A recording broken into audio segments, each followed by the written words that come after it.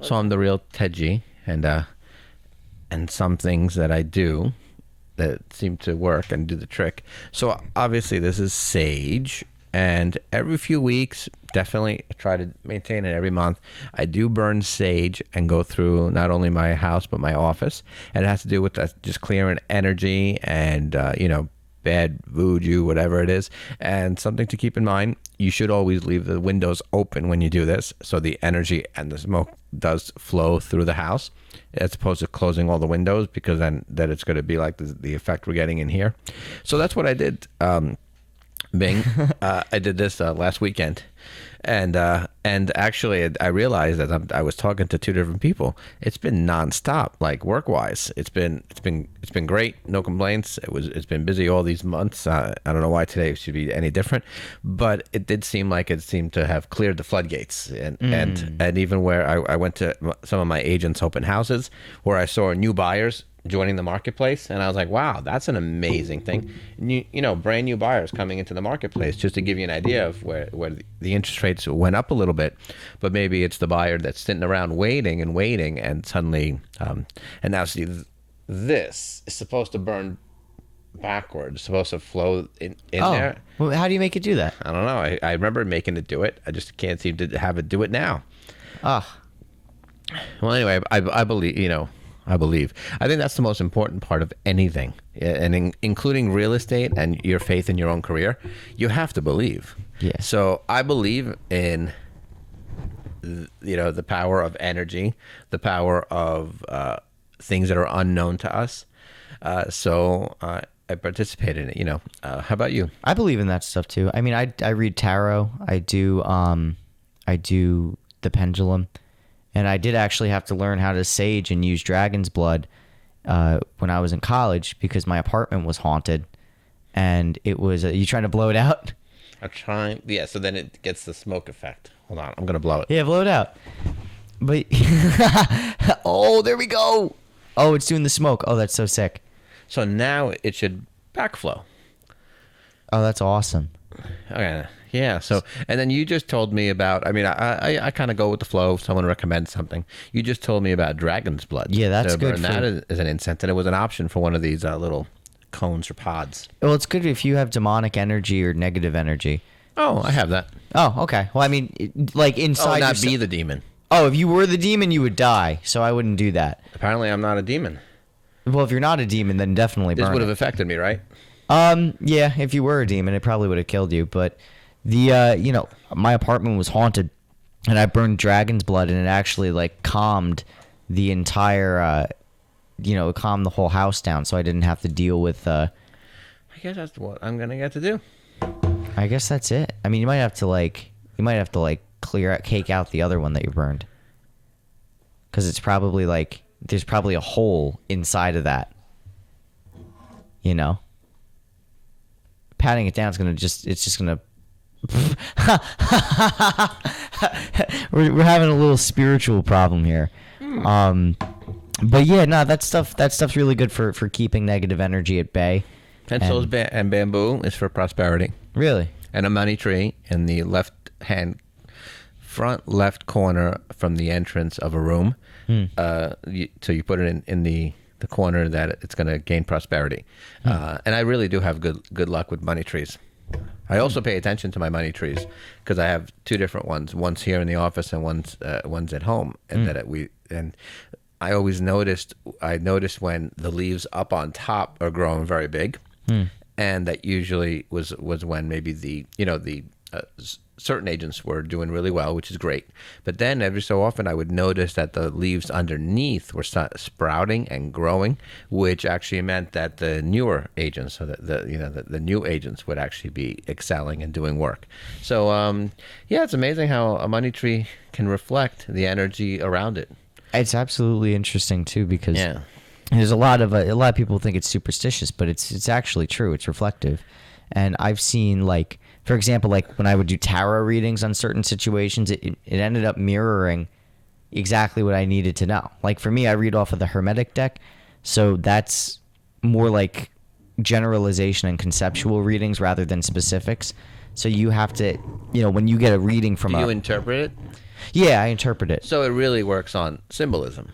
It's more symbolistic and generalization. So if I'm talking about, for a very relatable example, say I'm talking about a girl, right? And I'm just like, oh, does she like me? Or is this situation good for me? Or is this job good for me? It'll say like, it'll be more like, this situation is causing negativity or stress or can lead to success. So it's like, it's not like a specific, like, yes, this is going to be good for this reason and that reason. It's going to be more based on a symbolic or general reason. So it's going to be more like, this is creating this feeling, or we'll have this, like, I got a blasted tower or a death card or I used to do the Celtic cross, which is a very in-depth reading. And the cross would basically say, okay, like your past, present, future, it's showing like the different moods and general paths that it's taking. So at the beginning, this is really good. This seems to have promise. At the present, this is causing a lot of confusion and there's not really a clear path forward. And then, at the end of it will be like, it's a symbol, a representation of enslavement or negativity. Or it could be the opposite, where it's like, oh, this is like positive and such, but it wouldn't give you a specific how it's going to go. So you can read my tarot cards? I could, yes. Ooh, that's what we should do. We should do a tarot reading. That would be fun. Okay. We should do it for the podcast, definitely. But I haven't done tarot in a while because I had a very weird experience doing it. And I was reading at a friend's house, and we were in this little like shack that she made like this cool like hangout spot. And I'm doing the reading, whatever, and I hear on the side of the house. And I'm like, all right, whatever. So we keep doing the reading and I hear it again. And I say, okay, you know what? I'm going to go check it out. So I checked out the whole perimeter of the little house.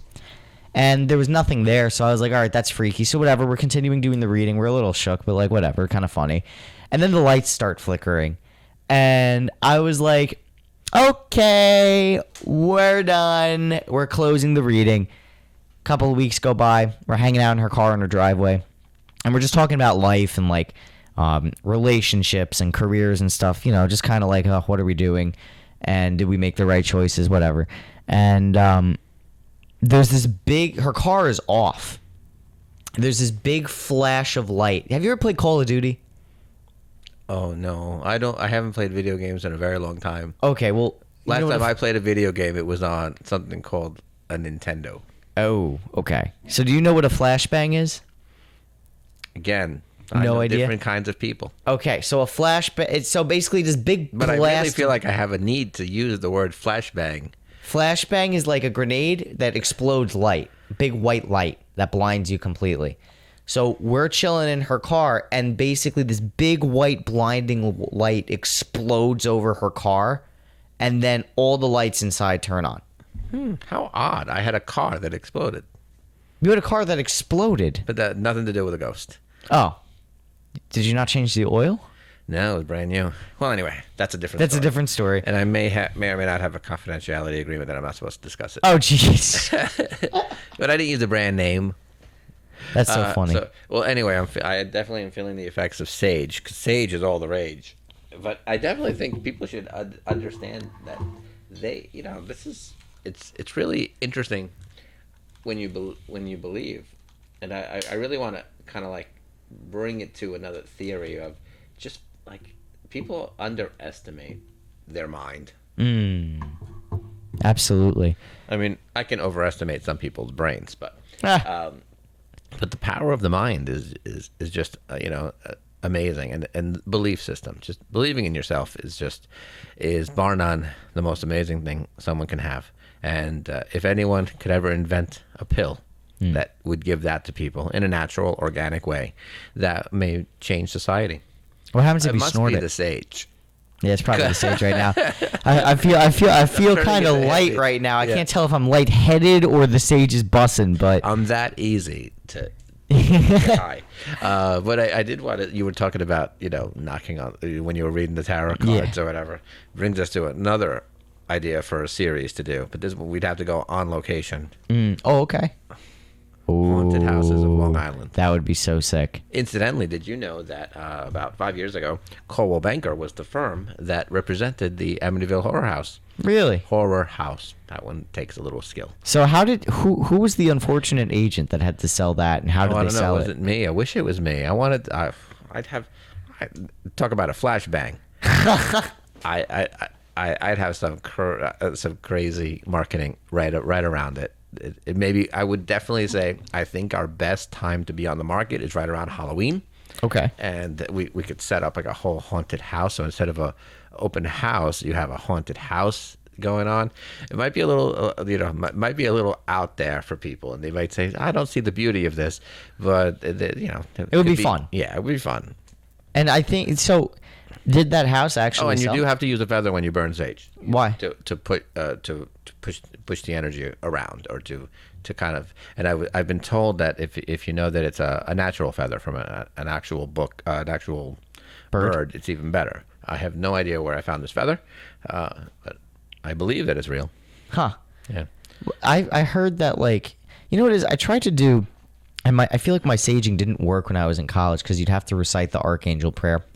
I know. I wish I wish I paid more attention to my clients to tell me these little tidbits and nuggets of information. And I paid attention, but it's just, sometimes you actually have to write it down. Yes, there is a prayer or a chant to say. I just continue just believe in energy and good energy, and just believe in just well, that's what I think is the best way, because I feel like it wasn't like effectively, like I feel like if I just screamed "get out of my house," that would have just carried more weight than just reciting a prayer that, like, at the time I wasn't. I don't sage because I think demons are in here. I know the demons that are in here.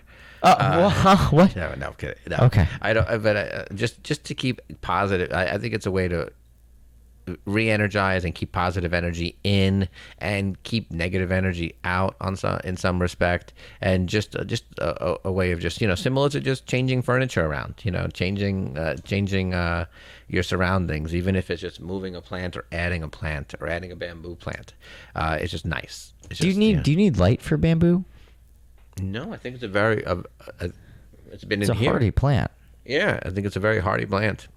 I need to get a few of those for my room, Yeah. because I also planted my own little jade as well. Your own jade. Yeah. Okay. So we've had a productive. I got to get more plants. Yeah, because as I feel crazy like busy as it is, and it's amazing that it's always nice to find the time to just do something a little eclectic, maybe strange, but Well, I think it adds character, and it adds to the energy. Because if you just take an empty room, because like even when I was when I lived in that haunted apartment, my roommate used to have the room that ended up being my room, and he saw like a lady in white in the corner of his room, and he only had a dresser and a desk and a bed. And I had like a bookshelf, I put a carpet, I had a chair, I had lights, I had like clothes, I made it my space, posters and stuff.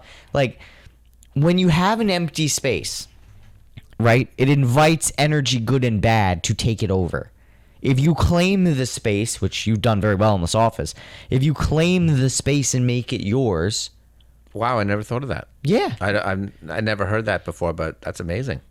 That is so interesting now. Yeah, you claim the space, because think of it like this, right? You have all this vast land. When think of like the American, explorers going out west and taking over land. If no one's there to take it, something's going to take it. Huh. So you gotta set think of it as like you're a country and you're setting. Well, in older houses, back to real estate. In older houses, a lot of the basements were built with rounded corners. Okay. Because a regular corner was an opportunity for, I believe I've heard the phrase, for witches to hide in. I don't know if not ghosts. I think it's witches. Really? So rounded corners was so they could, things of the of the negative plane. So a lot of basements have rounded corners. Wow. Yeah, and especially in houses built in the early 1900s. Wow. That's interesting. My house definitely didn't have that because it was built by crackheads, but that's interesting to know. Yeah. I can't wait. I'll have to see what my tarot cards read. So I think we should do it next time. We should definitely do it next time. I'm scared to do it. I haven't done it in quite some time. I've had a... no one should be afraid. You know what it is? It's just that last experience is weird. Like, I bought a block of selenite and I just had it resting on my deck for like quite some time just to cleanse it, and then I put a crucifix on it. Yeah. Yeah. Like, we could try it. I'll wear my crucifix that day. What? I'll wear my crucifix. You know what? I think I'll wear mine too. Just to be sure, just to be safe. But it was like it was just a very weird experience. I was asking the cards so much about one specific experience. Was it? You were focused on something. I was focused on something. When we focus, if we focus on negative, we only beget negative. Exactly. And that's, it's the hardest thing I think the hardest thing in the world is to be negative. I think so too. It takes a lot of energy. A lot of people think it's easy, but it's actually so much. I mean, for me to be very negative for a long period of time takes a lot of energy, but I am funny when I do it. I would say it's easy to be negative, but it's more consuming to be negative. It's like going fast in a sports car. It's easy to go fast in it, but the consequences of it, meaning you blow through gas really quick, you're going to get a speeding ticket. The consequences are more draining than the actual action, if that makes sense. Yeah. I think, like, I don't know, like, for me, like, it was emotionally draining to just, like, ask, like, negative questions to the cards, and it reflects it. In fact, I actually had the cards. Why were you asking negative questions to them? Not negative questions, but it was about, like, a negative situation. And I literally, like, the cards, like, they told me, they were like, stop talking about this. Like, genuinely, that's what it was. We either go or we grow. Yeah. Was it the right way? Go or we grow? Yeah. Grow. We either grow or we go. Yeah. So they said, stop asking and just live. I was like, okay. Yep. And then I asked the pendulum that, and it was like, yeah. And I was like, okay, so double confirmation right there. That's crazy. Yeah, I've always had good experiences with psychic energy. Psychic energy is actually very fascinating. And when I have others, when I have psychics, like, talk to me about it, it's usually good vibes. When I used to work at a radio station, we had a show with a psychic, and one of them died, actually. And then what a funny story. Funny story. Did I preface it as a funny story? Oh no, I have a funny story about a psychic. Okay. Dying? Yeah. Okay, which one? Oh, we had planned a whole psychic night. We invited Lynn. Lynn Fan Prog Groton. Oh, I don't know. She's local. Yeah. I don't know her name. It was all planned by a few people in the office, and we had that. Oh, we'll have some cocktails. We'll have some hors d'oeuvres, and the psychic can do readings for people privately. In my office upstairs. Okay. There we are, and the attorney we had invited calls us up, and she said, "Oh, great! I'm set for today. It was Friday. It was on a Friday. What's the psychic's name? I want to research it. Like see how good she really is." Okay, so. My secretary gives her the name, and then suddenly she calls back and says, "Psychic died in March, a couple of days ago." Yeah, that was Lynn. Yeah, it was in March or April because our psychic. Yes, that was right. Yeah, So she used to have a show at my radio station. Wow, oh, that's so freaky. And she actually did a reading for me, and she's like, "You're going to be tested soon," and it must be this. No, it was something like. So she was good. Oh, darn it! Yeah, so she had passed away, and that was like, well, and it was quick. So here's the freaky part. So she died she was getting within a month. She was kind of getting sick, falling, kept getting injured. Turns out she had like a brain bleed, and she died that way. Oh. And the general manager of the station and the sales guy who hired her got her to pay to be on the show, he was like, I guess she didn't see that one coming. And we were it is something that comes to mind. Well, he didn't see his own death coming because he died too. He died in June. No, June 7th. I swear to God. So around a month after she died, he was like, oh God, like I'm feeling kind of sick. But he also started this weight loss program with this naturopath. And he lost like 20 pounds in a month. He's like, dude, this thing's working great. And he's like, then about a few weeks later, he's like, dude, do you think I have cancer? And I'm like, Dave, what type of question is that? It's like, I don't know. Like, I feel like I have it, And I'm like, dude, if you feel like that, go to the doctor. He's like, yeah, I guess. He asked one of the new psychics that replaced Lynn. His name's Richard LaRocco, and they were close friends, and he took over the show slot. And Dave's like, yo, Rich, do I have cancer? And he's like, no, of course not. Now, I don't know if he knew or not, because it's typical, it's moral code for psychics to not talk about someone's death or illness. Mm-hmm. But, so Dave's like, all right, whatever. He has this nasty cough that gets worse and worse and worse. It was like mid-May. Yeah, speed up the story. Okay, it was mid-May. His cough was getting really bad. End of May, cough got really bad. And he was like, yo, I'm just going to go to the doctor. I got to get out of here. That's a good option. Yeah. Instead of asking the psychic. So but he had trouble walking to the studio. So he gets to the doctor. He's out for 2 weeks. He texts me. He's in Sloan Kettering. 3 days later, he dies. He had cancer. He had cancer that spread within a month and a half to stage 4. Yeah, it was horrible. So Dave Levenstein, he passed away June 7th of this year. He was a good friend of mine. And, so it was just really freaky that was your psychic that you planned, which was Lynn. And then how it kind of all connects. It all connects. I actually I got chills. That's crazy. Yeah, it was really a sad state of affairs. But and that's the thing too, synchronicity with this stuff. There's a lot of synchronicity I've noticed with spiritualism and people that I've known that all kind of cross paths, and it's really weird. Well, I think as we evolve in general, I think we're going to feel and notice more and more of that. It's it's interesting. It's interesting what's happening with society, and just the connection of society. And I don't mean it on the spiritual level. I do mean it on the social media level too. Mm-hmm. The Instagram, the Facebook. Just it seems like 6 degrees of separation is no longer in existence. It's really could be just 2 degrees. Yeah. So it's pretty cool topic. I think that's about as I like to say I'm a capitalist hippie. I think this might be as hippie-ish as we get. Okay. With my Sage. That's pretty. I could have to start talking real estate. Well, then we're gonna have to do tarot too. I mean, tarot's gonna be. Oh no, I'll do the tarot cards. The tarot cards are just fun. I don't think anyone's really gonna care about my tarot reading more than me, but I'm cool with it. Cool. Have you ever done a reading? Like, have you ever given a reading, or do you usually receive? I'm not psychic. You're not a psychic? No. No, at best I could be an empath. Okay. No, I could never tell people that I'm psychic. I don't think I'm really psychic. I have abilities, but what's I'll have I could dream into the future, and I can feel presences. Oh, I love my dreams. Yeah, they're so cool because it's like I'll have a dream, and then 3 years later it'll happen. Mm-hmm. Oh, I love my dreams. I love my deja vu. It's real. I have feelings so when I'll go to a party, I'm like, so and so is going to be there. Mm-hmm. And I don't really for example, I went to a party. My buddy was going away back to college, and there's this girl I'm friends with, and I don't a date a while ago, and it's always been interesting.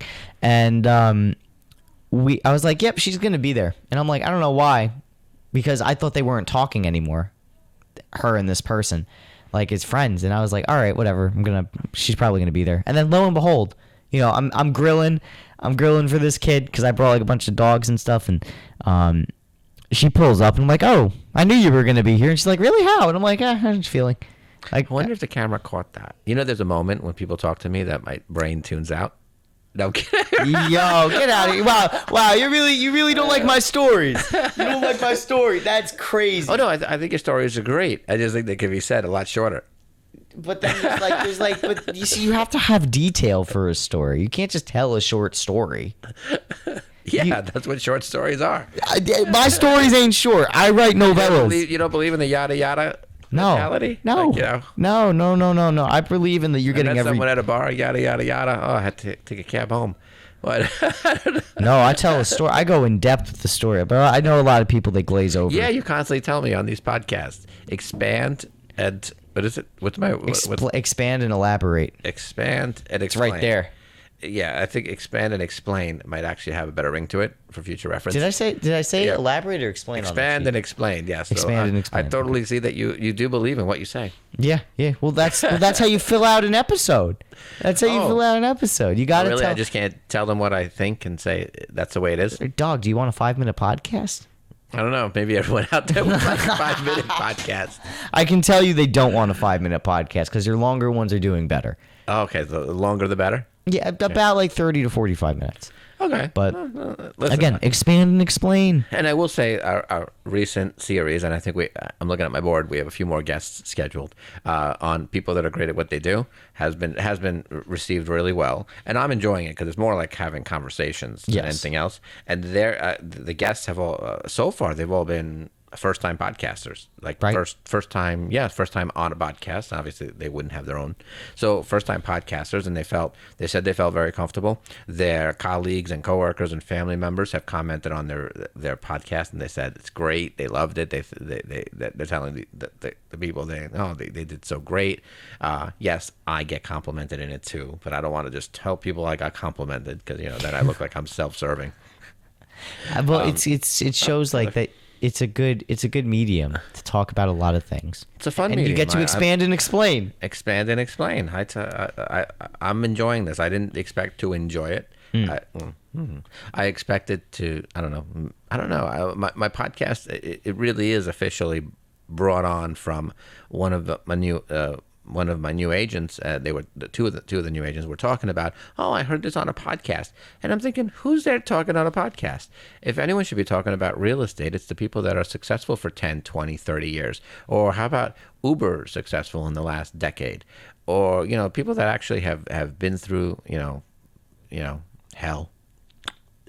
Or what we like to call 2008. Oh, yes, that was fun. Yeah, my dad's in know. financial services, and he was enduring that time. Yeah, and I you hear about 7% interest rates, it's going to kill the market, and everyone talks about, is it a recession? A recession is not going to equal a housing crisis. 100%. If it's a recession, you'll know. Yeah, trust me. And they keep talking about it. They discuss it, and it's like oh yeah, hold my beer. Hold my beer. So. If it's bad, if you see stockbrokers falling out of windows, that's when it's bad. Unless I'm pushing them. Only thing that I'll say about real estate, it is, and all the good news is it's always a people business, and that's great. But it is a recession-proof business.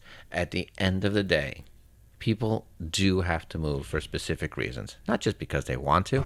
It's very inconvenient to move. Packing and the actual moving of the process is the inconvenience. Oh yeah. And there's so many variables, and people do always have to move. A job transfer, divorces, death, all different reasons. So it's still gonna, real estate is always gonna keep going. There was only one time that I've ever heard in recent history, and it had to do with the September 11th attacks. That's when kind of like society stopped as well. But real estate did stop dead in its tracks. But we had a bank crisis in 2008. It's a bank crisis that we will never see again. Good news, because I don't think we will ever see that again. Even then, real estate kept moving. People were still moving. Real estate kept on going, and it's one of the driving forces in our economy. And it's never gonna abandon us, as long as we don't abandon it. Anyway, but I don't know how I got on that topic, but I did bring it back to real estate. You did. Yes, you did. But yes, so I'm the real Ted G, and next time I will not be burning sage while I'm doing the podcast.